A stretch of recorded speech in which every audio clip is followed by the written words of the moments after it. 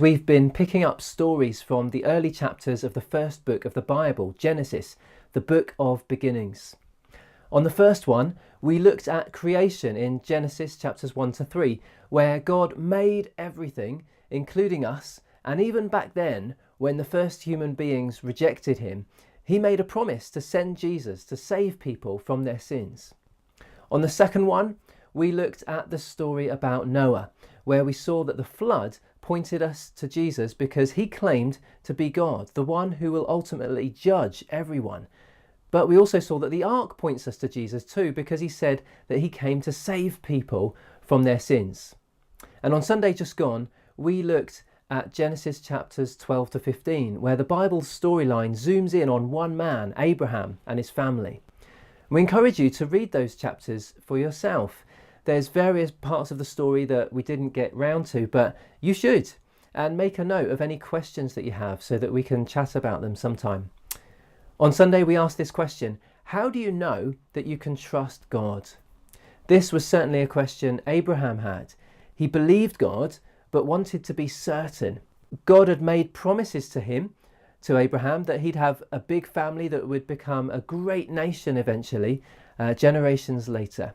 He promised too that they would have a land of their own to live in, and that they would be blessed by God in order to be a blessing to the whole world. God's family would be global, and it would all start through a son to be born to Abraham and his wife Sarah. But there was no sign of him yet. Now, we skipped ahead to chapter 15 to look at the story there in some detail. God and Abraham are talking about the promises again. Abraham is wondering how he and Sarah are going to have a child, as they're both knocking on in years and they've never been able to conceive. God reminds him of the promise that he will have descendants as numerous as the stars. Abraham has questions about how God's promises will come true, but it's also clear that he has faith in God to do what he said he would do. And this is exactly what God looks for: faith. It says, Abraham believed the Lord and he credited it to him as righteousness. God didn't expect Abraham to figure out exactly how his plans were going to work, but simply to believe what he had clearly promised. And Abraham did believe. So God saved Abraham and gave him his righteousness as a gift. Abraham, like Noah, wasn't saved because he was good, but because God is good and was gracious and kind to him. But Abraham's still got this question for God about exactly how he can be certain that all these promises will come true. And God's answer is simple. He says, bring me a cow, a goat, a ram, a dove, and a pigeon. There. What? That's weird, isn't it? How is that an answer? But Abraham seems to know exactly what God means. He goes straight off and gets the animals he'd asked for. He seems to know also exactly what to do with these animals without being told too. He cuts the bigger animals in half and arranges the halves opposite each other, creating this weird dead animal pathway on the ground. And the birds are smaller, so he just puts those opposite each other to finish it off. What's going on? This is weird. What does Abraham know that we don't know? Well, it's actually an ancient cultural practice that was normal back then when two people made a covenant or an agreement together. To seal the deal, they would kill animals, make a path of dead bits, and then walk together through the pathway as a sign that they would each uphold their side of the covenant agreement, on pain of death.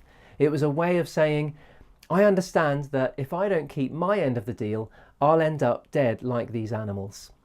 Kind of weird, I know, but that's what's going on. So Abraham knew exactly what to do with the dead animals, and he would have been expecting himself and God to somehow walk through the pieces as a sign of their agreement and as a way for Abraham to be certain and confident that God would keep his promises. But that's not what happens next. Instead, Abraham falls asleep, and then a smoking brazier and a flaming torch, two symbols of the presence of God, pass between the pieces. So not God and Abraham, but God and God. What does it mean? Well, Abraham knew that he could trust God, but God knew that he couldn't trust Abraham. So he puts him to sleep, And whilst he's sleeping, he seals the deal with himself. It's another massive sign of all that God was planning to do through and beyond Abraham to save people into his kingdom family through Jesus, God himself. And this is where it gets Christmassy. When Jesus was born, Mary was told that people would call him Emmanuel, which means God with us. That's who he is.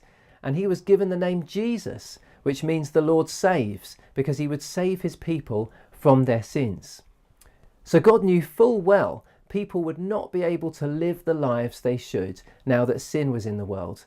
And so he had planned all along to send Jesus to live the life we failed to live, die in our place for our sin, and rise again so that we could trust him for our forgiveness, friendship with God, life to the full, and life forever. Because of Jesus, the promises God made to Abraham have gone global, just as he said they would. We get to be in God's family through Jesus. So here's 3 questions for further study or discussion about this. Number 1, what do you make of Genesis chapter 15? What questions do you have about it still? Number 2, how can we expect to be in God's family? Is it a gift or is it earned? Number 3, what will your Christmas be about? Family, presents, shopping, debt, arguments, stress? Will you also have the joy of knowing that God entered human history to save you into his family? We'll see you next time we gather.